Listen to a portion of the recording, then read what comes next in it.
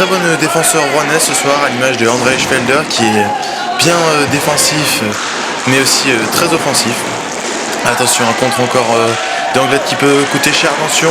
Et c'est le but, l'ouverture du score de l'équipe d'Anglette par le numéro 26 de l'équipe d'Anglette, Jérôme Guérin, leur capitaine. Ah, c'est très bien fait ça pour l'équipe d'Anglette qui ouvre le score chez Rouen. Ah, c'est vraiment dommage là, pour l'équipe de Rouen qui était partie sur une bonne lancée avec une bonne défense et de bons contres effectués. Les Rouennais vont devoir tout de suite revenir dans la partie. Ils ne peuvent pas être perdus par l'équipe basque. Attention, numéro 41 de Rouen, André Felder qui fait de très bons tirs, malgré que l'équipe de Rouen soit en power play. Un bon tir, mais non cadré pour l'équipe d'Anglette. Attention, et le but de l'équipe d'Anglette, le 5e but qui met l'équipe d'Anglette à 4 buts de l'équipe de Rouen maintenant. Ah, très bien joué, un bon power play qui marche très bien, très efficace le power play d'Anglette. Tout de suite les Rouennais qui sont corrigés. C'est vraiment ça commence à faire lourd là pour les Rouennais avec 4 buts d'écart. On voit que les arbitres se parlent. C'est vraiment dommage là pour les Rouennais qui vont devoir bien revenir en cette fin de première période. Felder Lechner qui se fait un peu attaquer, c'est récupéré par Anglette. On va jouer derrière dans le corner, attention, ça peut repartir avec Mathieu Bertrand, numéro 68 de Rouen qui tire. Et le but de Mathieu Bertrand, numéro 68 de Rouen. Le premier but pour Rouen dans cette deuxième période. Peut-être Mathieu Bertrand va-t-il relancer l'équipe pour cette deuxième période. Bon slap du milieu de terrain qui arrive dans la lucarne droite du gardien d'Anglette. C'est très bien joué pour les Rouennais là. Il va falloir qu'ils continuent sur cette bonne lancée. Ça va repartir avec le numéro 77 Vincent Guézou. Ça manquait de peu la passe à Jonathan Zwickel, numéro 85. Peut-être on va pouvoir repartir avec Vincent Guézou qui va faire la passe au numéro 85. Attention, numéro 41 de Rouen qui va peut-être tirer. Et le but du numéro 41 de Rouen, André Felder. Très bien joué de sa part. Un très beau but avec une très bonne assistance du numéro 85 André Jonathan Zwickel. On voit ce but permet à Rouen de revenir à égalité de l'équipe d'Anglette.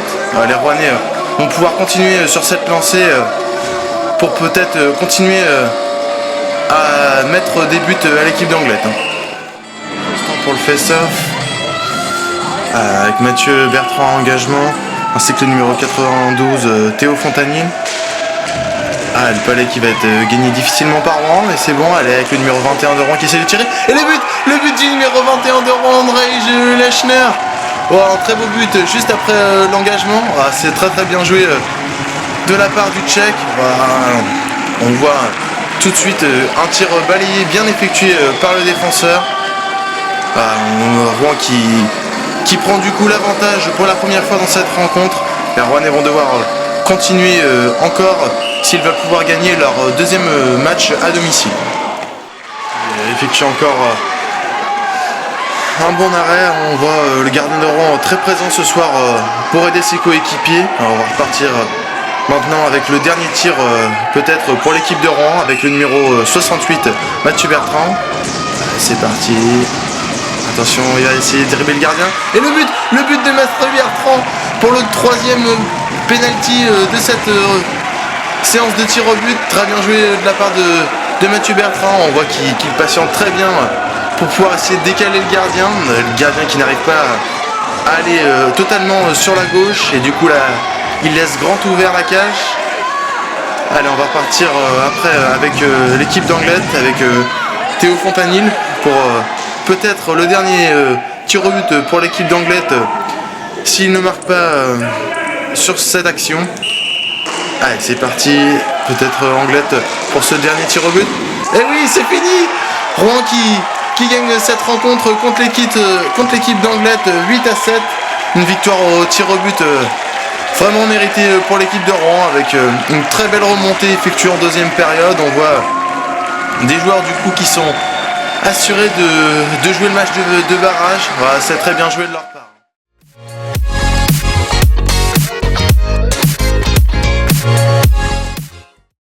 sommes avec Théo Fontagny, le numéro 92 de l'équipe d'Anglet. Alors pour commencer, une analyse globale du match. Alors un match en 3 parties, je pense. La première mi-temps qui était clairement notre avantage. On a eu énormément d'occasions, on a réussi à mener 5-1 à la mi-temps. Et on rentre début de deuxième mi-temps, peut-être qu'on se relâche inconsciemment, même si c'était pas le mot dans le vestiaire bien sûr. Et on prend but sur but pour se faire remonter à 6-5. Donc vraiment une grosse remontée de la part de Rouen qui ont été ultra agressifs et nous on a peut-être un peu levé le pied. Et derrière le match reprend en fin de deuxième où on s'est re-accroché et on réussit à égaliser sur un powerplay 6-6 partout. On arrive en prolongation où on fait une grosse faute sur Jean-François Ladonne, une pénalité majeure pour nous, on a 5 minutes de prison et malheureusement c'est là peut-être on n'arrive pas à plier le match sur 5 minutes de powerplay. En prolongation on doit forcément marquer un but, on n'avait qu'un seul but à mettre en plus et on n'arrive pas à le mettre et derrière on perd en penalty, donc on est vraiment ultra déçus ce soir parce qu'on aurait pu prendre une grande option pour les playoffs et on la prend pas. D'accord. En première période, vous avez été vraiment très agressif sur le palais. Vous menez 4 buts d'avance à la mi-temps. Quels sont les points positifs de cette première période? Ouais, forcément. Après, on va retenir les points positifs. Comme vous le dites, on a été très agressif. On a surtout réalisé beaucoup de back-check. On revenait beaucoup sur les attaquants de Rouen, qui fait qu'ils prenaient beaucoup peu de shoots. Beaucoup moins qu'en deuxième période. On les a beaucoup plus contrés. Ils ont beaucoup moins shooté. Et en deuxième mi-temps, peut-être la fatigue, on joue à 2 blocs, un gros voyage dans les pattes aussi, donc ce qui fait qu'on a levé le pied et ils ont de la réussite. Voilà, ça s'est inversé le temps du match. C'est un match équilibré où ça a souri pour nous en première, beaucoup moins souri en deuxième. D'accord. Vous n'êtes toujours pas sûr d'être qualifié pour les playoffs. Il vous reste un match à jouer, c'est ça? Ouais. Contre Villeneuve. Normalement, c'est possible que vous gagnez, après tout est possible? Tout est possible, comme vous le dites. Ça dépend en fait des résultats de Paris et d'Aubagne. Aubagne qui malheureusement joue un match en retard, donc ne jouera pas ce soir, donc on saura jusqu'à la fin. Nous, notre objectif c'est forcément cette balle Villeneuve et on fera le total à la fin. On a encore des espoirs, bien sûr, rien n'est terminé. Ça va se jouer jusqu'au dernier match, donc c'est pas fini, c'est pas gagné. On va se remobiliser, c'est dans 3 semaines, c'est long, c'est dommage, mais voilà. On va tout faire pour aller en play-off, c'est l'objectif. D'accord. Eh ben, merci beaucoup et bonne fin de soirée. Ouais, merci. Nous sommes avec Mathieu Bertrand, le numéro 68 de Rouen. Alors tout d'abord, bravo pour cette victoire. Merci. Alors on va commencer avec un point global. Qu'avez-vous pensé du match? Alors, on a mal commencé la première mi-temps. On est parti un peu à l'attaque. On était sur 2 victoires, donc on s'enflamme un peu. On joue offensif et puis derrière on prend des contres et puis on prend des buts. D'accord. Voilà. En deuxième période, qu'est-ce qui vous a permis de remonter? Vous avez remonté 4 buts à la suite en très peu de temps sur certains buts. Qu'est-ce qui vous a permis de remonter? Alors, on a changé les lignes. On a tourné à 2 lignes. On a fait une ligne offensive, une ligne défensive. Et puis la ligne offensive a fait le boulot et la ligne défensive aussi. Donc le coach a fait des bons changements, ça a marché. Tant mieux pour nous. D'accord. À la fin de la deuxième période, vous êtes à égalité. Est-ce que l'esprit d'équipe a été très fort à ce moment-là, juste avant la... Surtout que nous on joue le maintien, donc là on savait qu'il nous fallait absolument 2 points pour se maintenir, au moins faire les barrages. Donc c'est sûr que la motivation elle était en plus quoi. D'accord. Vous parliez des barrages, vous êtes sûr maintenant de jouer les barrages. Villeneuve va donc descendre. Vous êtes... Dans quel état d'esprit vous allez aborder les barrages? Alors, on attend déjà de savoir qui on va rencontrer. Et après c'est un peu un problème, c'est que là les barrages on va pas jouer avant juin. Donc pendant 2 mois pratiquement on se retrouve sans faire de match, alors que l'équipe de N1 va se retrouver avoir joué 15 jours avant. Donc on va manquer de rythme, mais après on verra bien. D'accord. Merci pour cette interview.